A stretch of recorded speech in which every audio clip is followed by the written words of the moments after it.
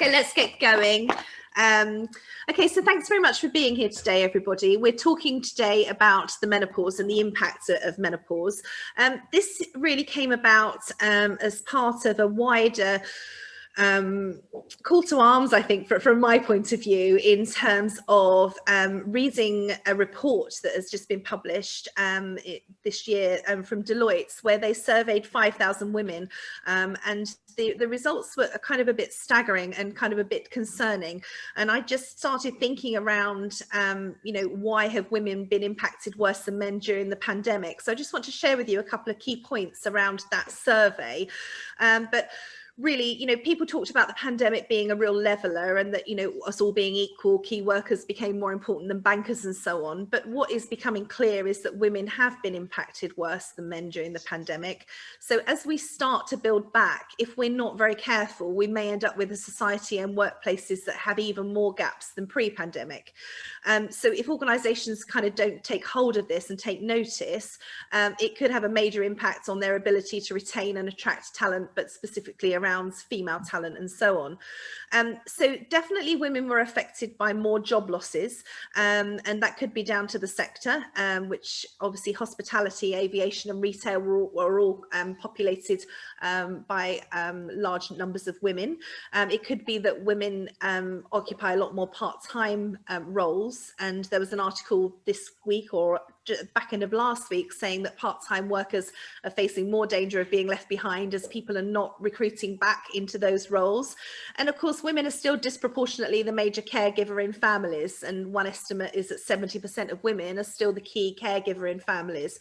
So from this study, which kind of made me think about, you know, this women at work and what we could do to kind of shine a light on these issues, 75% of women said that their work-life balance became worse, and 77% said that their workload had increased. And importantly, 61% said that their employers' commitment to supporting women during COVID-19 was insufficient. And then the upshot of that really is that 51% of women, and I'll say that again because it's quite a staggering stat, 51% of women expect to leave their employer within the next 2 years. So really, it's about levelling up the workplace for women right now. If you want to prevent your female talent leaving, then now is the time to make your workplace more attractive to women. So there's a lot of areas that you can do this in. Obviously, flexible working is something that definitely suits women more than men. One estimate is that 70% of all women would prefer to continue working from home rather than returning to the office. So I find that statistic really interesting because that's very close to exactly the 70% of the women that are major caregivers in their families. But, you know, ideas also could include providing better learning and development opportunities, so sponsoring women for degrees, promoting women to more interesting projects where they can develop more, providing more resources for women around, you know, leadership, mentorship, sponsorship, women's networks, make sure that you have, you know, a valid employee resource group, but listen to that powerful resource as well. Don't just pay lip service to it. Tackling the culture of presenteeism is obviously a key thing. I know that LinkedIn went up in arms when the CEO of WeWork talked about that those that don't want to go back to the office are the ones that aren't engaged, and there was a lot of hoo-ha around that. So that's a really interesting point. But the other thing, and what we're going to be talking about today, is creating policies that support women and recognise our differences. So I'm sure a lot of people saw the recent Channel 4 documentary that Davina McCall hosted, that said about 4.3 million women are experiencing the menopause, and recognising the impact that menopause can have on women at work. So I believe the statistic, and Angela and Catherine can absolutely correct me if these stats are incorrect, but these are Channel 4 stats, say that the menopause has an impact on a woman's ability to do her job, and 1 in 10 women have left a job because of menopause. So I thought that this was a really interesting topic that we should discuss today. And so I've got some experts in to talk to you because, and I'll be quite open and transparent, I am a woman who's been through the menopause. I'm 47 years old and I've been in the menopause for 2 years. Mine was a surgical menopause. I had a full hysterectomy after a lot of gynecological issues. And so, you know, this is something that I think the more people are open about it and can chat about it, you know, it isn't just women of a certain age that are affected by it, but I'm sure Catherine and Angela will tell us a lot more. around this now. So I'd like to introduce Catherine. So Catherine, if you could introduce yourself and tell people why you're an expert in this field, and a little bit about the Catherine Colas Academy. Yep, thank you very much, Nikki. And I have to say that what you've just delivered there is a full resume of what we're going to be discussing here today. Perfect. So it fits. Seamless presentation. Yes, seamless presentation. It fits in well. Yes, my name is Catherine Colas, and I am a menopause expert, and that's coming from a non-medical perspective, because I'm not a doctor. I don't diagnose and prescribe. And I came into it many years ago, and I think I'll take you back to that time. Some years ago, I found out that I was postmenopausal, and I'd experienced so many symptoms that I didn't know what on earth was going on. And it was shocking to me that I didn't even realize that I was going through menopause. So that was the starting point for me. I did a lot of research. I joined the British Menopause Society. I was always reading medical books. In fact, the book that got me into it, first of all, was this book here, Menopause in Modern Perspective, A Guide to Clinical Practice, by Professor Wolf H. Utian. And we've become quite good friends. And Professor Utian was the pioneer. I've been called a pioneer, which I love being called, actually. But Professor Utian started the North American Menopause Society in collaboration with others, and I'll talk about that in a little while. But when I started out doing this, what I felt was that there was nothing out there that helped women understand menopause. So I was postmenopausal. I'd had symptoms. I'd had a terrible life for about 10 years with depression, with all sorts of things going on, marital problems, you name it. They were causing me serious issues. PMS on speed, I call it. And I didn't know what it was. All I had were little symptoms that I had no idea what they were and what they meant, until I found out that collectively they were a holistic view of a woman transitioning menopause. Who knew? Who's telling us? And I'm the first lay person to be elected to the Menopause Medical Committee, Medical Advisory Committee of the British Menopause Society. And I was so thrilled to be elected onto that committee, because I was surrounded by absolute medical experts in their own different fields. We had endocrinologists, cancer specialists, heart specialists, you name it, there were ologists all around the table. But what was very important to me was that information wasn't feeding itself down to women like you and me, so that we could understand it better. It was academics talking to academics. And but I did become very well known. I am very well known, and I'm being invited to speak to a number of organizations around the world now, but now we can do that virtually. It's much easier. And I suppose some of the big ones for me was I was invited to speak at the European Menopause Society, the British Menopause Society, their annual conferences. I did a lead-in on those. I was invited by the Royal Society of Obstetrics and Gynecology, the RCOG, to speak at their annual conference. And so what does that tell you? That's telling you that actually the medical profession is wanting to hear from women to understand what's going on in their lives and how they can be helped. And I realized as well that because I had resigned from my own executive job that I loved, it was my dream job, and I resigned because I just couldn't cope anymore, and I had no idea why. No idea why. I thought I'd just reached the end of a particular life in a job and didn't know what to do about it. And so years went by, and then I realized, obviously I knew there was information was needed in the workplace, so I created the first ever training program for the workplace, because I felt that line managers needed some expertise to understand not only how to talk to women, but what to talk to them about, so that they don't feel that it's an embarrassing situation, or that to try and overcome the stigma involved. And then later on, I eventually wrote a book, and here's one I made earlier: How to Survive Menopause Without Losing Your Mind. And at the book launch, which was only just over a year ago, just prior to that, I met Angela Hobbs, who is now working with me. We are co-founders of the Catherine Colas Academy. I started with Simply Hormones, the information and support website, and we've developed that into the Catherine Colas Academy. And I'm so delighted to have met Angela. We're both passionate about what we do. We're so completely different, but it works, and we've developed where we are today. So I'll now hand over to Angela so she can give you a little bit background of what she does. Thanks, Catherine.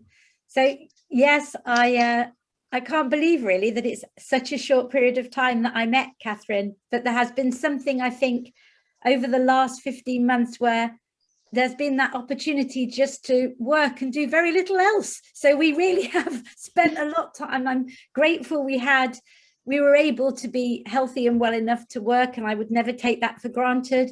But we have spent an awful lot of time on Zoom calls together and discussing what we wanted to do. So very briefly, my research and work in women's health was, I ran my own business when I was relatively young. I was in my late 20s, and I did that because I was working full time for a huge organization in London, and I had a baby and was told that I needed to be back in the office very quickly.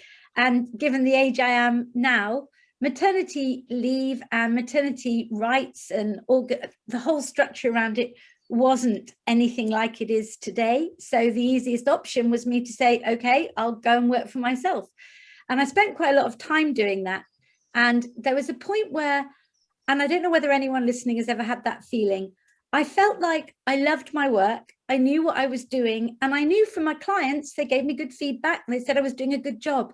But I always felt I wasn't quite using the right language. I wasn't using the right business terms. I felt as if I was somehow excluded. And I always, like many of us, blamed myself. I thought there was something I was doing wrong and I had to do it better. So I did a part-time master's, which was absolutely brilliant and really helped me with my confidence and learning. And at the end of that, I had to do a dissertation, which was 20,000 words. And I wrote about internal and external barriers to women. So what gets in the way of women being the best version of themselves? Is it everything around us, or is it everything inside us? Or is it that hybrid model of both? When they clash, it can be a complete nightmare.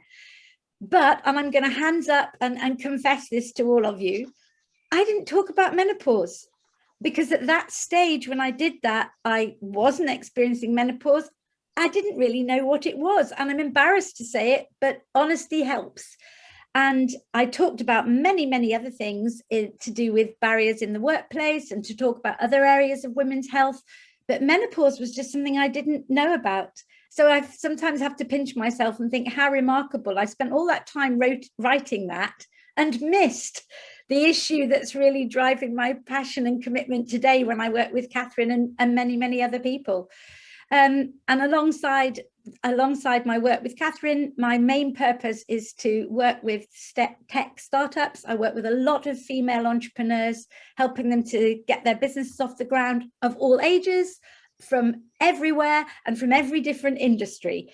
Sometimes we're working on something really high tech, and other times it's something completely different. And nothing makes me happier than when you have somebody who really wants to make something that matters to them into a business, and you can help them get over those hurdles, not because they didn't know how to, but sometimes just because they didn't know those hurdles even existed. And knowing is everything, isn't it? Which is why I'm so passionate about this work with Catherine, because I do believe that a lot of the issues around menopause have been that constant battle of having to hide it, not being able to have a conversation without feeling inadequate or useless. And so much of the language has been negative. It really hasn't helped. Absolutely. Thank you both for your introductions. I know you've got a presentation for us today, so I'll leave you to to launch into that. I'm really looking forward to hearing what you've got to say. Okay, well, I'm going to skip past this first slide and our introductions, because I think you've heard enough about us by now. We'll move on. And I'm just going to start by talking about that programme on Channel 4 and saying that at the time, the week after the results showed that over 2 million people had tuned in to hear Davina talk about sex, myths and the menopause.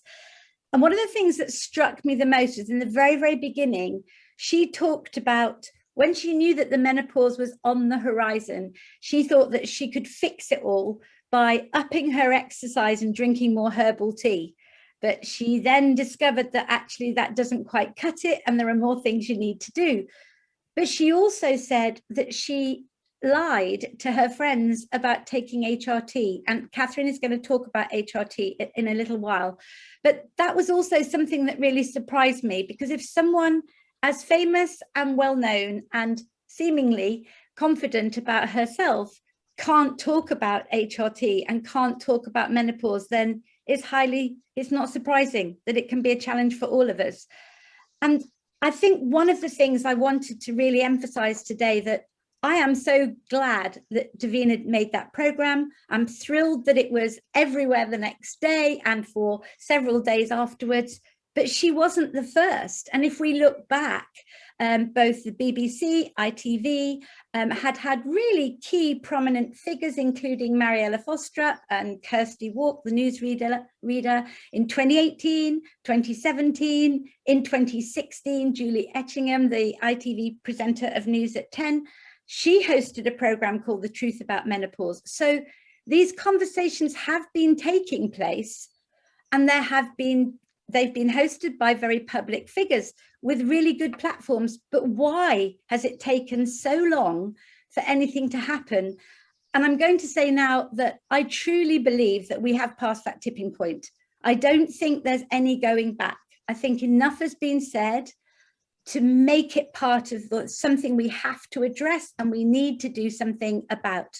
Increasingly, Catherine and I have many emails and calls, which we celebrate every single one of them, saying, I think I need you to come in and talk about menopause, or I think I need a policy. And for work that Catherine has been doing so well and with such dedication over so many years, I think it's wonderful that now we can do it and we can get that message out to a wider audience. And moving on from that, and I've just made a couple of notes here.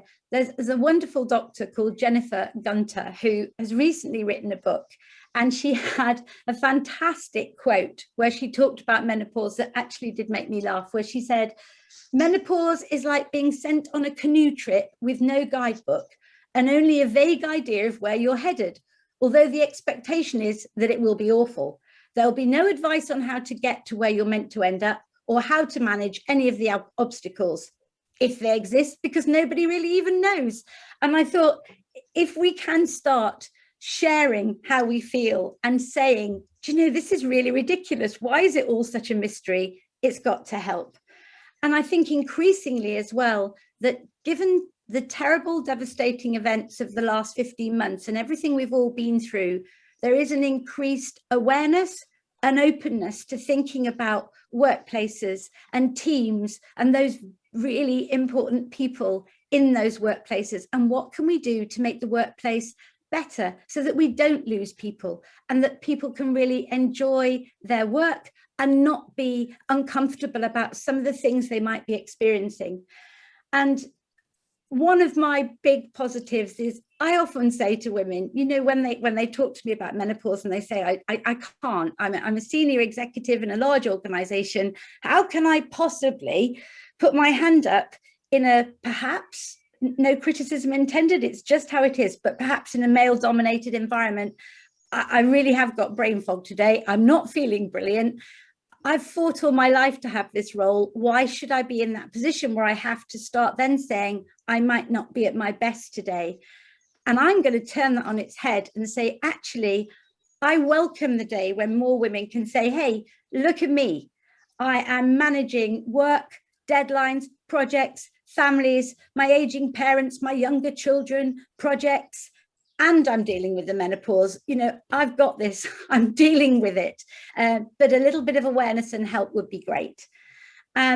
I think this really emphasizes the whole connection between menopause, inclusivity, and inclusion in the workplace, and having a better connected workplace is undeniable. And that goes for every single person in that workplace. We need to help managers who may not understand about menopause. We need to help them know what it is and how it impacts and what it means. And we need to make it a comfortable place where it's okay. It's okay to say, this is what I'm going through. And there's been some wonderful other, in addition to those TV documentaries, which have exposed more facts about menopause, there's been also, on a light-hearted note, some great examples. I don't know how many of you have seen Fleabag, but there is a wonderful episode in Fleabag where Kristen Scott Thomas makes a guest appearance, and her character explains that as a woman, just as you're making peace with all of those biological functions you have to deal with, then the menopause comes along and you're free. So she reframes the whole thing and says, instead of thinking of the menopause as the end, think about it as the beginning of your freedom. You're just a person in business. And there were some wonderful reviews on that. And one person wrote, imagine as a woman in your mid-50s just being called a woman in business. My soul dropped to the floor, no longer pigeonholed as an aging woman going through menopause, but just a businesswoman doing what she needs to do. So there's lots of positive things happening. There's lots of things that we could celebrate. And I think in terms of watching what markets are showing about menopause too, is if you look at the increasing valuations on the menopause market, if you're one of those people who follows the money, if you look at the investment that's going into products and treatments, app developments, new procedures around menopause, then clearly recognition is there and taking place. And according to a very good source called Market Watch, in a press release that emerged on the 9th of April this year, the menopause treatment market is projected to reach a valuation of $2,978 million by 2026. So it's not my top tip of the day. It's not the market I'm in, but it does indicate that the industry is waking up to the fact that menopause impacts on every woman. It also impacts on the people around those women. And the sooner we can make it manageable and less painful and less of a fear factor or less of a taboo, the better, as far as I'm concerned. So that's just a quick summary, really, of how I think we have reached the tipping point. And being here today is another illustration of that. Now, I'll hand over to you, Catherine. Thank you.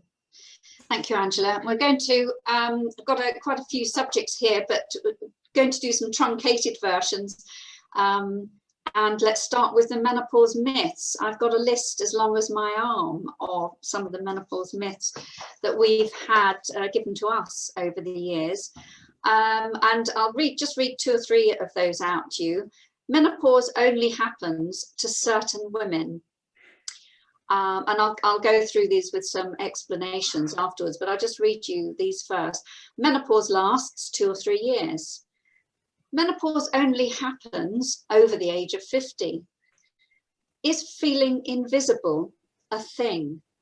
And is it one of my famous ones, heard from a manager, is menopause a thing? And other things like, we don't seem to have a problem with this because nobody's reported anything on it. So let me just touch on those points. Only happens to certain women. Menopause happens to every single woman on the planet. 80% of them will experience debilitating symptoms in one form or another, and 20% will sail through. And those 20% that sail through, actually, once they've heard more about what those menopause symptoms are, they are then able to tick some boxes and, yes, I thought I sailed through menopause, but this was happening to me, tick. This was happening to me, tick. And it just completes the puzzle for them, so they know that real things were happening to them and it wasn't imagined. And the fact that menopause only lasts 2 to 3 years, my own doctor said that to me because I asked him that very question. And once I'd started doing my own research, looked at my own story, listened to other stories, of course, menopause is different for every woman, and it can last 2 or 3 years. It can last 10 or 15 years. And I know a lot of women sit up and say, oh gosh, I'm horrified. 10 or 15 years, what am I going to do about that? Actually, you don't need to do anything, because menopause can be very liberating, and it's about not only for women themselves to find out more about the symptoms and what's happening to them, but also in the workplace itself to understand that that managers who are generally male don't have to be talking about menopause symptoms. We can be talking about the general overview of menopause, how it's affecting women in the workplace, and how they can be supported in the workplace.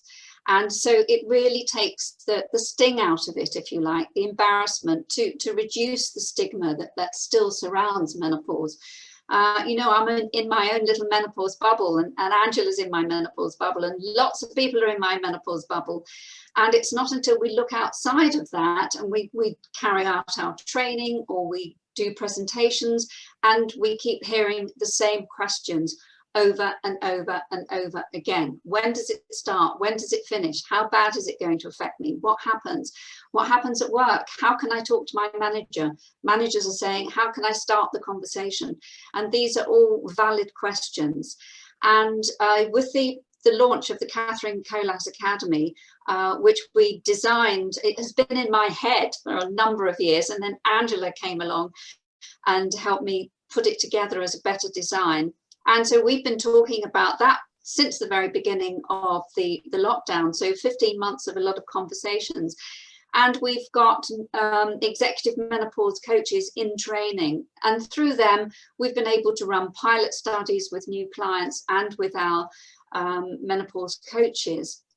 So we're gathering research, we're talking to so many women, you know, thousands of women are now within our reach. And the information that's coming out of that is very informative. It advises us. We know we've got a lot of information ourselves already going forward, but it's always interesting to hear new information from women and what they're experiencing in the workplace, especially with these new hybrid working conditions. So we're absolutely thrilled to have our training program accredited. So we have continued professional development accreditation for our training programs, and which is just absolutely thrilling for us. I had it before with my original workplace training, but what we did with my training that I had originally, we threw it around the room and picked up the pieces and found the most valuable bits of it, and, you know, adding in EDI, culture, all sorts of different things, more about policy, what's happening in the workplace, how can managers utilize the information in a much better way, how can they measure what's going on with their staff members. And I fought all my life, I say all my life, all my post-menopausal life, to get something like this in place, and that's my purpose and mission really. When I first started, the horizon was pretty barren.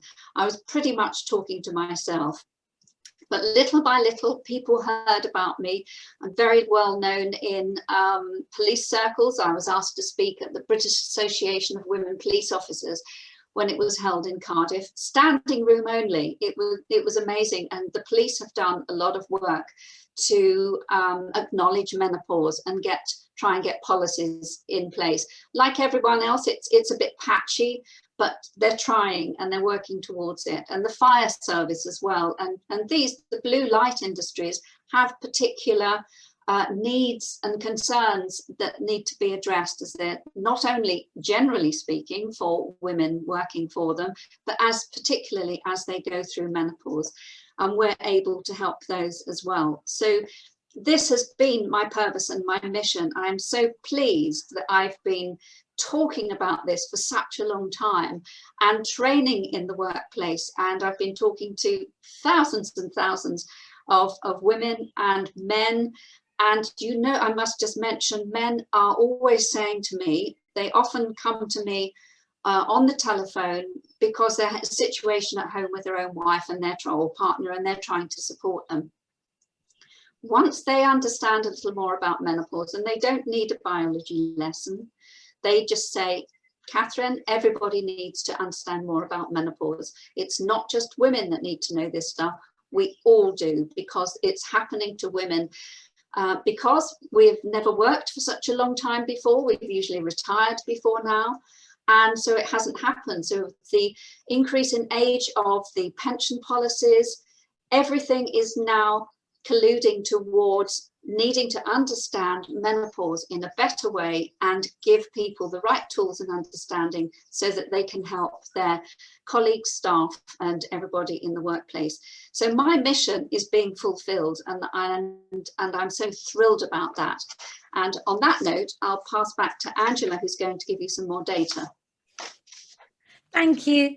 And in normal circumstances, if I was talking about anything else, this would be the point that I would have beautiful, glossy infographics with statistics and data, but I don't, because it doesn't really exist yet, but it is changing.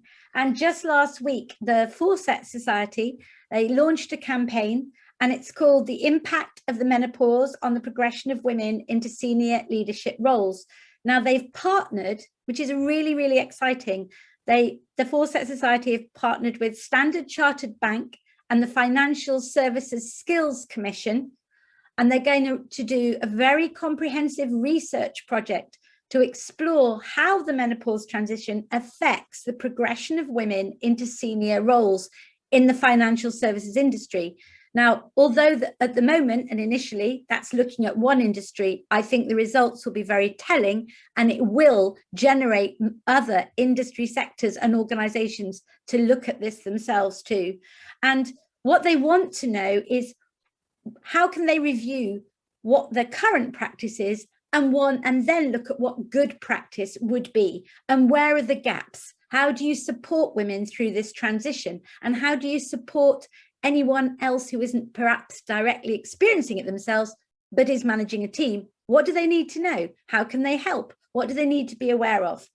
And they're going to be testing their recommendations with current and former employees. So it's a big scale research piece, and this is what we've been missing. And I think increasingly, the results of that research will have such a major impact that organizations will be able to look at and say, what does this mean to us? What can we do differently? And how can we be better? And in many cases, as Catherine and I have experienced, there are some really innovative, forward-thinking organizations out there who are coming to us already and saying, I need you to do this now. The last thing they want to do is wait until a menopause policy becomes a legal requirement. They want to set a precedent, be ahead, and do what needs doing now to make a difference.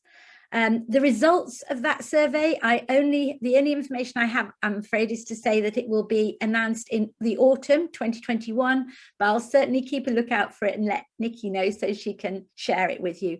And prior to this, there have been government reports. There's been the Labour MP, Dawn Butler, announced before the last election that if they were successful, there would be a big drive for senior women in the workplace and looking at menopause. BUPA, another organisation, I'm skipping through these quite quickly, but BUPA highlighted that almost 8 out of 10 menopausal women are working, and yet almost half of them feel they couldn't tell anyone in their workplace that sometimes they needed time off or they weren't feeling at their best because of menopause. And because of that, they're leaving. Now, menopause being discussed by BUPA like that resulted in BUPA producing their own treatment plan for menopause, which is being made available by certain organizations.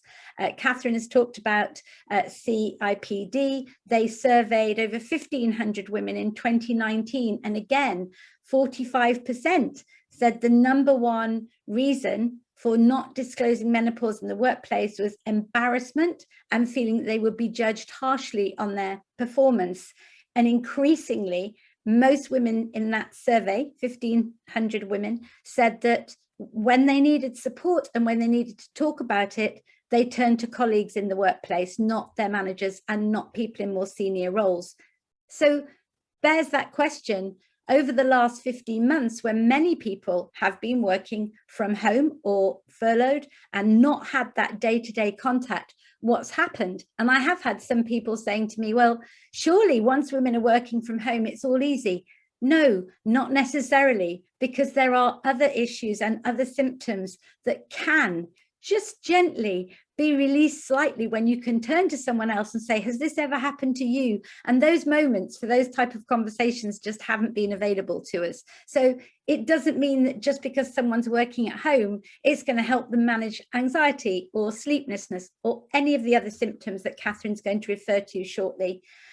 I'm just going to end with one other piece of data which you might find useful. The British Medical Association, or the BMA, is a trade union which represents doctors and has over 156,000 members.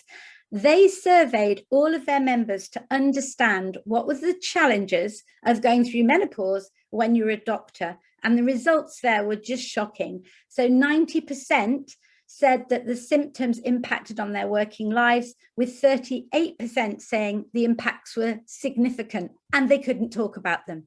And when you think that this is doctors we're talking about, if they can't talk about it to their colleagues, how on earth does that impact on the rest of us in different scenarios and industries? 36% of respondents had to make changes to their working lives because of menopause, and another 9% were planning to do it and really wanted to change, and some of that included leaving.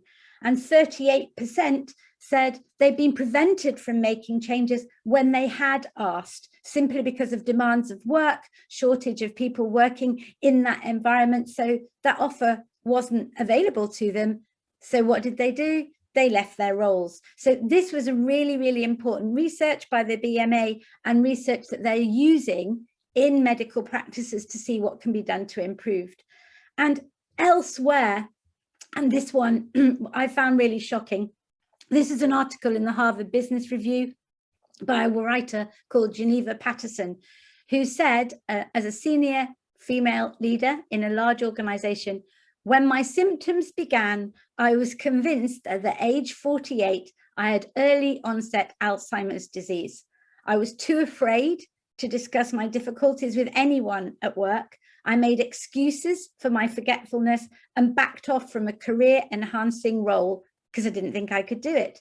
How could I take on a bigger challenge when I kept forgetting key details about my projects momentarily, but it happened. So she said when her physician diagnosed menopause, it was such a surprise, but also a huge relief. And she says that, like a lot of women, I instinctively disguised my symptoms when menopause began for me. And it was such a huge contrast to when she was pregnant. And why was it that during that time in her life, she could happily joke and confess about forgetfulness and fatigue and lack of sleep and all the other things that happen when you're pregnant? And she could joke with men and with women, with managers and with colleagues, without feeling any embarrassment or that there would be any impact, because it was an accepted part of life. So why isn't menopause? And in terms of data, there, I think we're going to see a lot more emerging, and we're going to see a lot more reactions from organizations who recognize that as women in their 50s are the fastest growing demographic in the workplace, and women, and I'm in that group, I feel like after years of experience, we have a lot to bring. So what a tragedy if you lose those women who, one, won't be able to talk about their experiences of working with menopause to younger people who have then got the insights from somebody who's already been through it. And also that loss of talent that organizations have already invested in. So I'm going to hand back to Catherine on that and say, I know she's going to talk now about some of the symptoms that you can experience and when they happen in a whistle-stop tour.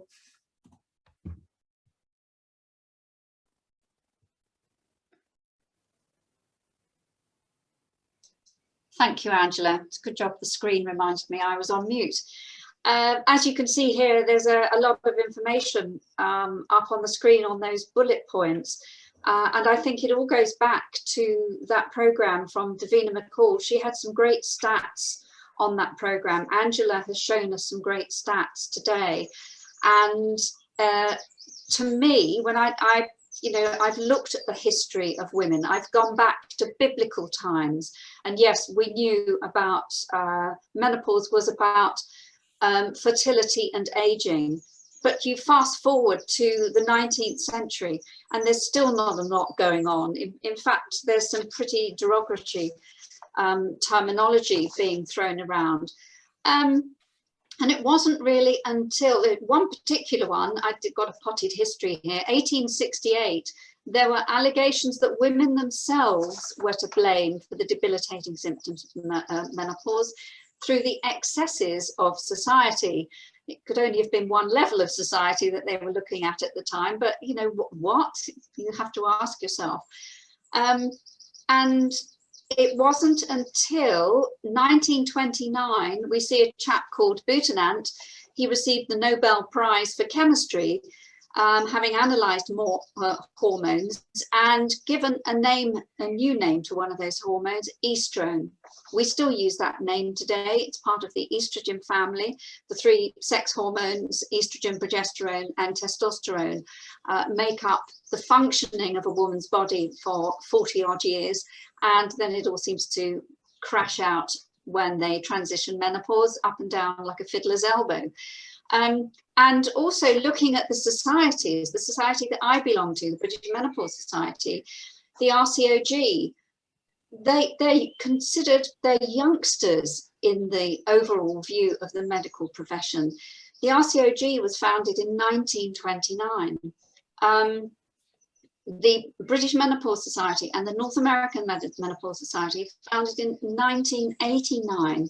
They're only 32 years old. Does that answer some of the questions as to why nobody's really taking much notice of menopause? And I found out some information. It was quite big in the House of Commons in the 1970s. So it's a generational thing. And I think Angela explained it quite well, that we have reached this tipping point. It can't be a generational thing anymore. There has to be a long-term view of how women transition menopause, their position in the workplace. And there is even research out there that shows just because you're over 50 doesn't mean you can't learn anything new. And so that's a daft thing to say that somebody's over the hill just because they're beyond 50. And menopause can happen so much younger, as we can see in those bullet points here. Premature ovarian insufficiency is the medical term for early menopause. We've got surgical menopause. We've heard from Nikki, who went through a hysterectomy, and that you can go crashing into menopause overnight, and there isn't a lot of support for women. Why crashing into menopause? Because it's those ovaries, it's the estrogen has been taken away from you, and has a critical effect on the functioning of a woman's body. Physiologically, psychologically, it affects so many areas that we don't understand, and I didn't understand till I was postmenopausal, that my marriage was on the rocks, that I was diagnosed with depression. What has all this got to do with menopause? It's all got something to do with menopause, and hormones start to change at the age of 35. So forget your 50s, that's when you're nearly through that and you're becoming postmenopausal. So we have to be aware of women that are experiencing menopause from a much younger age, from a natural menopause at a younger age as well, and that seems to be growing. And so it's about finding out about symptoms, the impacts those symptoms are having on women, talking about HRT, not being frightened of it, understanding the alternatives to HRT. And from my perspective, the number of women I've spoken to, we all like to go down the herbal route, trying out the natural things to do. They don't always work. So there is always a place for HRT, and it's been the best thing for me, because when we're looking at postmenopausal health, I haven't got it in there actually, but I'm going to talk about osteoporosis. This estrogen that is running through women's bodies has a profound effect with long-term health conditions and degenerative health as they go past menopause. And one of those is osteoporosis. And we've got type 2 diabetes and cardiovascular disease. Everything has been supported by estrogen, and now that's taken a hike. So what do we do instead? It's about understanding what's available for women themselves to source and try out that's going to work for them, and also for the workplace, just to understand that women are having a tough time.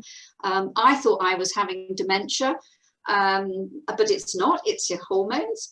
And you know, I've been living in my town here for 40 years, close on 40 years, and I'd be driving somewhere, and I'd be driving round a roundabout several times because I couldn't remember where I was going and what direction I was supposed to be going in, and forgetting appointments.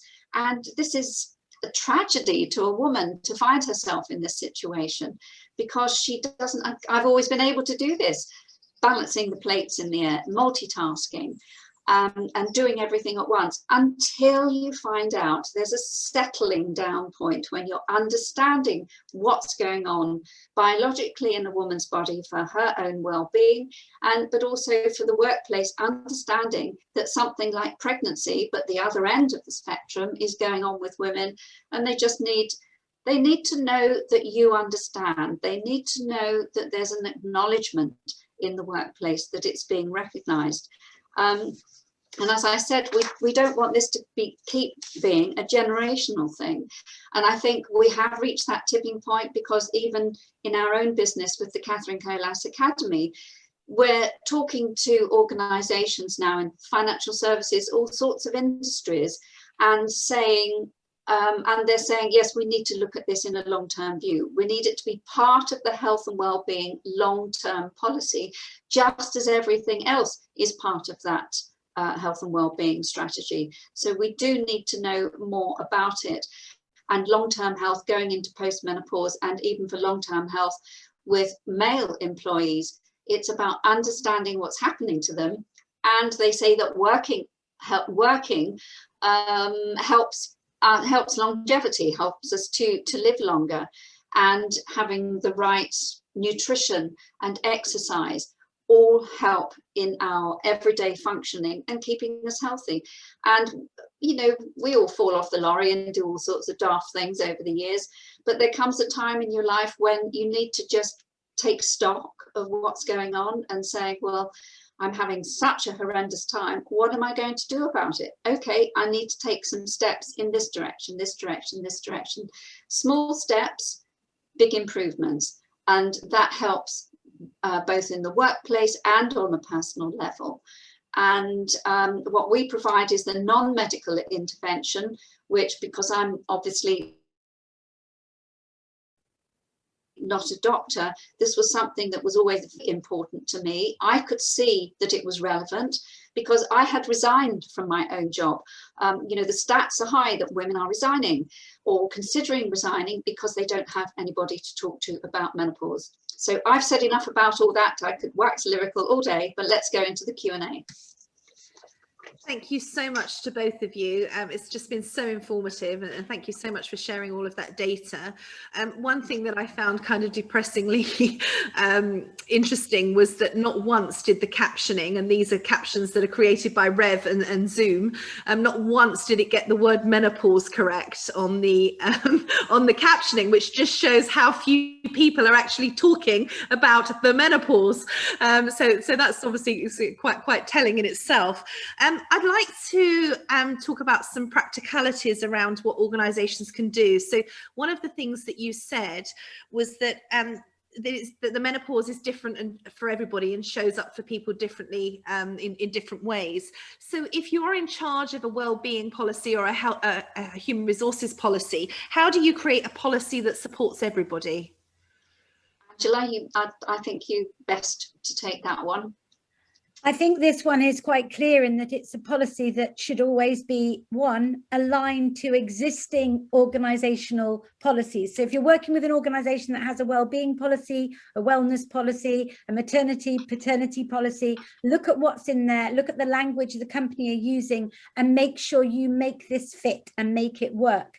Be inclusive in every area, and that only comes from really knowing what your employee needs are. So instead of diving in with a policy, which I would never recommend, start by having a conversation in the workplace, start by doing some interviews, start by talking to managers and other people in the organization to say what's happening for you. Look at the demographics of your workforce, look at ages, what roles they're doing, which roles can never be done from home and which ones can be, who are you talking to here, and then take that collectively, go back to the employees with some, and the managers with some recommendations, and say, look, this is what we're thinking of rolling out. Make sure that everything is very clearly conveyed, and finally make sure that it is not just a policy. Because we all know, like, sustainability strategies a few years ago were things that companies sometimes, not all, paid a lot of money to have done, and then it was in a cupboard at the end of the room and nobody ever went there. And don't let that happen to a menopause policy. So make sure it's researched, it's relevant, it relates directly to the people in your organization and those you're hoping to attract. It's aligned to your tone of voice and language and the other initiatives you're having in the workplace, and make sure you find out from the people that work with you what they need, and then create a policy, but align that policy to conversations, maybe a menopause cafe, maybe a training program, maybe an opportunity where someone does come in every 3 months, depending on the size of your organization, and talk about it and says, how's it going? Are you having the impacts? Are things improving? Because for me and my background, if you can't measure it, it doesn't work. And the only way you can measure it is to ask those questions and find out, are you making a difference? Are we making things better? And if not, what do we need to do differently? That's brilliant, thank you. And I guess employee resource groups, so women's networks and women's groups within larger organisations could be really powerful to feed in, to get this information and to talk about these things. So of course, making sure that you're using those internal resources that you may have within your organisation as well, which is really important.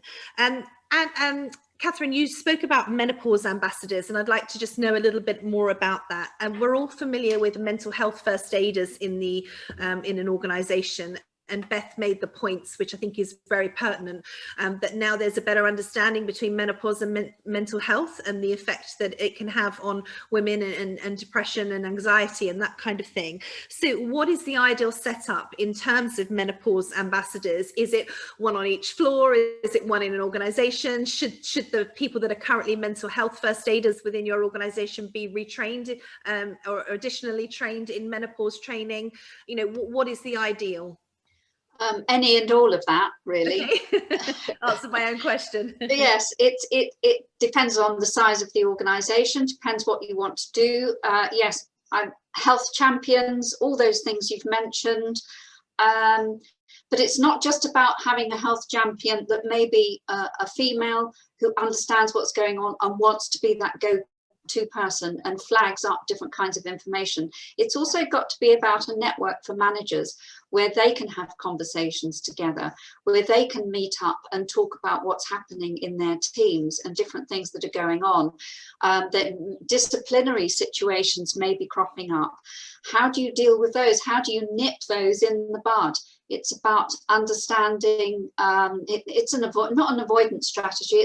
It's a strategy to understand menopause in such a way, to have such clarity about it, that you can avoid costly situations like disciplinary procedures and potentially tribunals at the end of it, because they are happening. They're in the courts now as we speak, and they absolutely don't need to be. And the reason they're there is because not enough people are talking about it to each other.